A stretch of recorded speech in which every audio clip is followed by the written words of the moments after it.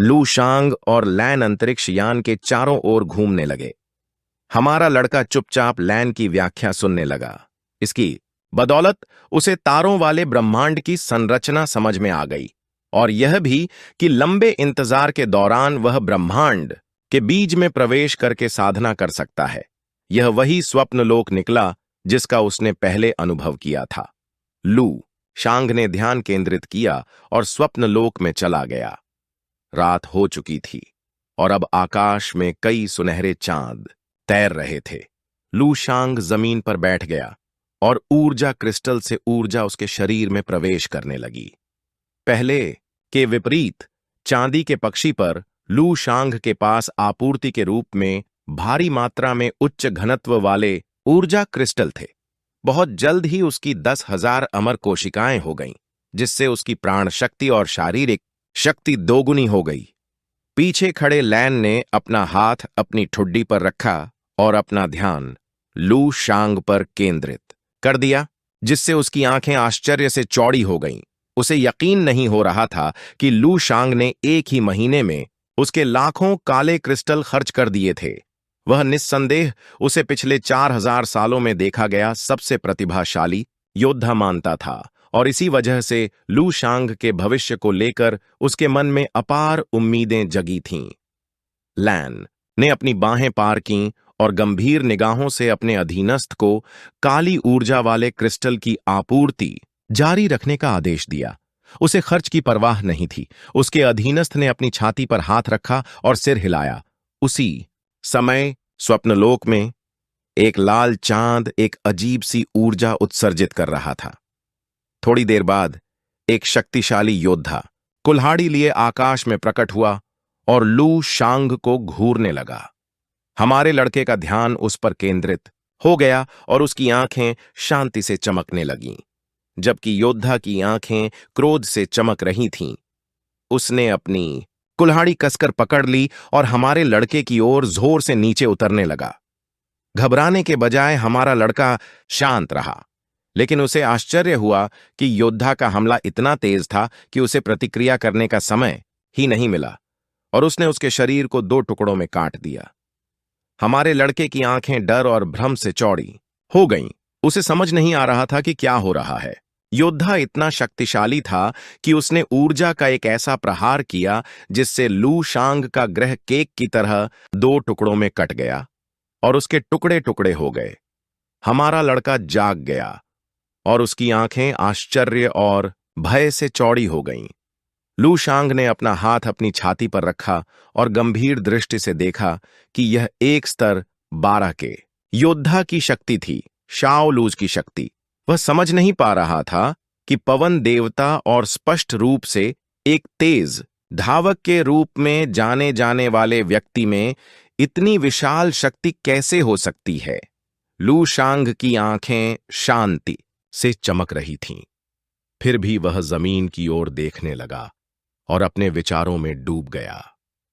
उसका लक्ष्य स्पष्ट था। यामू तारा क्षेत्र पहुंचने से पहले शाओ लूज को हराने के लिए लू शांग ने ध्यान केंद्रित किया और उसके शरीर से नीली मार्शल ऊर्जा निकलने लगी।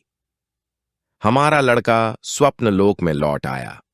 वह मुट्ठी बांधे खड़ा था और उसके पीछे शाओ लूज की बेजान लाश पड़ी थी, जिसके सीने में एक छेद था।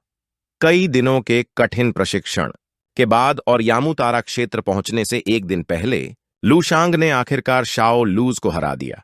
लू शांग ने ध्यान केंद्रित किया और अपनी हथेली में मार्शल ऊर्जा का एक शक्तिशाली गोला इकट्ठा किया। नए ग्रह की आदिम शक्ति को अवशोषित करके उसने खुद को कम से कम 3 गुना से ज्यादा मजबूत कर लिया था। कई दिनों बाद लैन का अंतरिक्ष यान यामू तारा क्षेत्र के संघ सभा केंद्र पर पहुंचा। जहाज का रैंप सक्रिय हुआ और कोई नीचे उतरने लगा। मुस्कुराते हुए लैन ने भविष्य के शहर की ओर अपना हाथ बढ़ाया और हमारे लड़के का यामू संघ में स्वागत किया। लू शांग चुपचाप शहर का चिंतन करने लगा। थके हुए भाव के साथ लू शांग ने अपनी बाहें फैलानी शुरू कर दीं। अब जब वे पहुंच गए थे तो उसने पूछा कि अब वे क्या करने वाले हैं। शांत भाव से लैन ने समझाया कि पहले वह उसे एक उत्कृष्ट नागरिक के रूप में उसकी कानूनी पहचान दर्ज कराने ले जाएगा। इस पंजीकरण के बिना वह एक अनिर्दिष्ट व्यक्ति होगा और इस जगह पर वह एक साधारण भोजन भी नहीं खरीद पाएगा। सचमुच वह एक कदम भी आगे नहीं बढ़ पाएगा। लुशांग ने अपना हाथ अपने मुंह के पास रखा और जम्हाई लेने लगा। उसने तय किया कि वह लैन को यह सब करने देगा। शांत भाव से लैन ने आकाश की ओर देखना शुरू किया और कहा कि अब लू शांग उसका एहसानमंद है। वह हमारे लड़के को घूरने लगा और उसकी आंखें आत्मविश्वास से चमकने लगीं, जिससे यह स्पष्ट हो गया कि लू शांग को उसने ही पाया था। हमारे लड़के का ध्यान उस पर केंद्रित हो गया और उसकी आंखें भ्रम और जिज्ञासा से चौड़ी हो गईं। लू शांग को लगा कि लैन ने सिर्फ एक नजर से ही कुछ हासिल कर लिया है, लेकिन उसे कोई दुश्मनी महसूस नहीं हुई। हालांकि उसे इससे कोई फर्क नहीं पड़ा। 40 को हराने के बाद उसे यकीन हो गया था कि लैन को मारना अब बस सोचने की बात है। दिन का समय था और सूरज शहर के ऊपर चमक रहा था। मार्गदर्शन में लू शांग अपनी पहचान की प्रक्रिया के लिए नगर भवन में दाखिल हुआ। बैंगनी बालों वाले एक व्यक्ति ने लू शांग को एक पहचान पत्र दिया और एक दयालु मुस्कान के साथ उसे बताया कि उसकी नागरिकता सफलतापूर्वक पंजीकृत हो गई है। लू शांग ने पहचान पत्र पकड़ लिया। उसमें उसका नाम लू शांग, उसकी जाति मानक मानव और उसका स्तर 9। उसकी नई पहचान यामू तारा क्षेत्र का तृतीय स्तर का नागरिक था और उसका ग्रह श्वेत धुंध तारा क्षेत्र का नीला ग्रह A2486 था। वह इसे ध्यान से देखने लगा और उसकी आंखें आश्चर्य से भर गईं। उत्सुक निगाहों से उसने बताया कि उसे याद है कि लैन ने पहले कहा था कि नागरिकता स्तर 1 से शुरू होती है, इसलिए उसे समझ नहीं आ रहा था कि उसकी नागरिकता स्तर 3 कैसे हो सकती है। उस आदमी ने अपना हाथ बढ़ाया और एक प्रसन्न मुस्कान के साथ लू शांग को समझाया कि कानून अधिकारी लैन ने उसकी सिफारिश की थी और इस वजह से उसकी पहचान एक सामान्य व्यक्ति से अलग थी। उसने स्पष्ट किया कि नागरिक स्तर शक्ति, प्रतिभा, संपत्ति और संबंधों से संबंधित है। लू शांग का ध्यान इस पर केंद्रित हो गया और उसका मन जिज्ञासा से भर गया। उसे विश्वास नहीं हो रहा था कि सिर्फ एक सिफारिश से ही वह स्तर 3 तक पहुंच सकता है। इसका मतलब था कि एक महान कुलीन बनने के लिए उसे केवल स्तर 11 तक पहुंचने की जरूरत थी। शांत भाव से उस आदमी ने बताया कि पहचान पत्र में 10 लाख काले क्रिस्टल हैं, जो श्रीमान कार्ल की ओर से एक उपहार है। कार्ल और लू शांग उनका इस्तेमाल उन सभी जगहों पर कर सकता है जहां महान नागरिक रहते हैं। यह सुनकर लू शांग अपनी तंद्रा से बाहर आया और उसकी आंखें आश्चर्य और भ्रम से चौड़ी हो गईं। यह रकम उसे बहुत बड़ी लग रही थी। उसे याद आया कि लाल आंखों वालों के बीच उन्होंने मुश्किल से कुछ $1000 इकट्ठा किए थे। फिर भी लैन ने शुरू से ही अपार उदारता दिखाई थी। फिर वह एक निष्कर्ष पर पहुंचा। लाल आंखों वालों और उनके समूह से उसे जो मिला था वह उनकी सारी दौलत नहीं हो सकती थी। उसे एहसास हुआ कि कोई भी अपना सारा पैसा अपनी जेब में नहीं रखेगा। यह शायद उनके पहचान पत्रों में छिपा होगा। उस आदमी ने मेज की ओर हाथ बढ़ाया और मुस्कुराते हुए हमारे लड़के को एक पल रुकने के लिए कहा। लैन अभी भी श्रीमान डोड से बात कर रहा था और उन्होंने उसे इंतजार के दौरान खाने के लिए कुछ नाश्ते दिए। लू शांग अपने विचारों से बाहर आया और उसका ध्यान उस आदमी पर केंद्रित हो गया। वह मेज के पास गया और एक डोनट उठाया। हमारा लड़का बैठ गया और डोनट का एक निवाला खाया। डोनट बहुत स्वादिष्ट था, इसलिए उसकी आंखें आश्चर्य से चौड़ी हो गईं।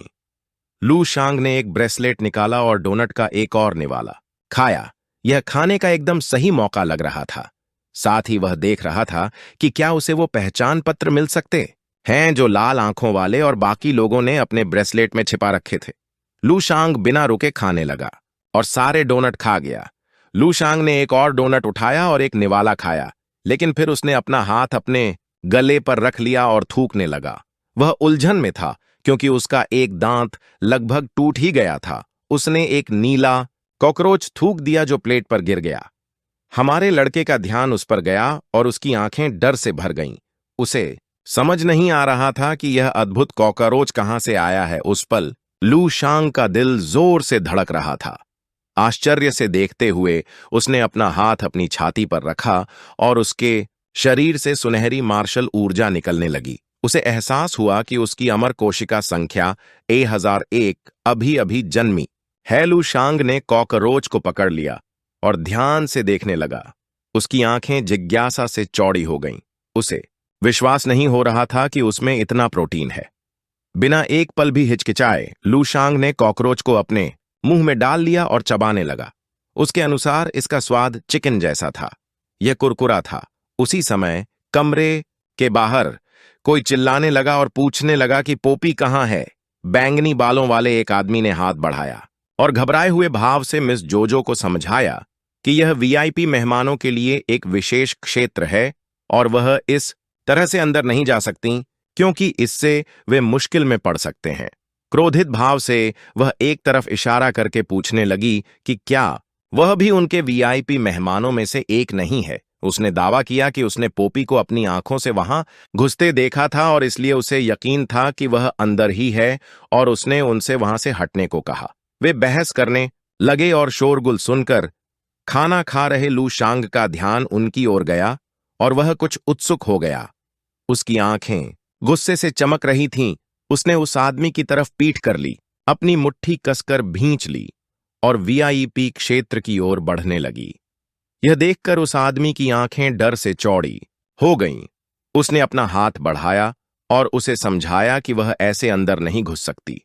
उसने उसकी बात नहीं सुनी और जोर से जमीन पर पैर पटकने लगी। यह सुनकर लू शांग पलटा और उसकी आंखें भ्रम में चौड़ी हो गईं। एक आश्वस्त नजर से उसने लू शांग की ओर उंगली से इशारा करते हुए कहा कि निश्चित रूप से उसी ने उसकी पोपी चुराई है, क्योंकि उसके शरीर से अभी भी उसकी गंध आ रही थी। लू शांग चुपचाप उसे देखने लगा और उसे पसीना आने लगा। वह उलझन में था। उसे समझ नहीं आ रहा था कि क्या हो रहा है। यह वीडियो का अंत है।